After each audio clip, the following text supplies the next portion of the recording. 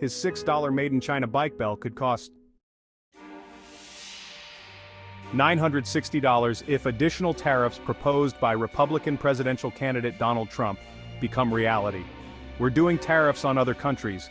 Other countries are going to finally, after 75 years, pay us back for all that we've done for the world. And the tariff will be substantial in some cases, meaning Chinese-made products will be hit with as much as a 60% tariff under Trump's plan. He also says he will implement blanket tariffs of up to 20% on all other countries. Both Trump and the Democratic presidential nominee Kamala Harris say they want to bring jobs back to the U.S. A policy about China should be in making sure the United States of America wins the competition for the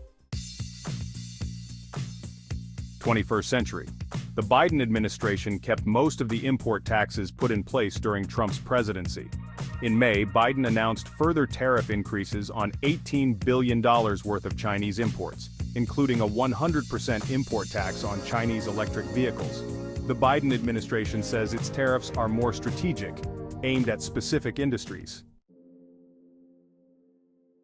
and that Trump's import tax takes on a broader approach that will cost a middle-class American household $44,000 more a year. Other estimates are in the range of around $2,000. Trump says consumers won't be impacted, and who's going to have higher prices is China and all of the countries that have been ripping us off for years. But Chinese businesses are not the ones paying the import taxes, explains supply chain expert Christopher Tang. During the election years, everyone is promising the moon, but the truth of the matter is that the import tariffs are paid by the U.S. firms. So for an imported Chinese-made TV purchased at Costco, it's Costco that pays the import tax. When companies facing high import tariffs, they have two buttons to push.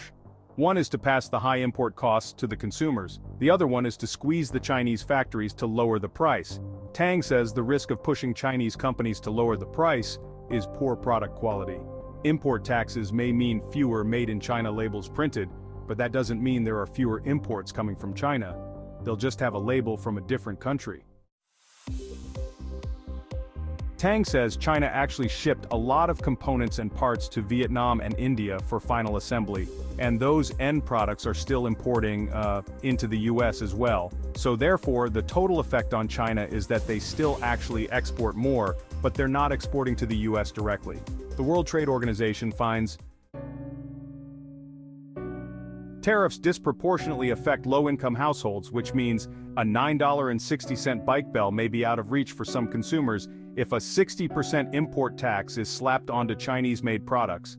Elizabeth Lee, VI News, Washington.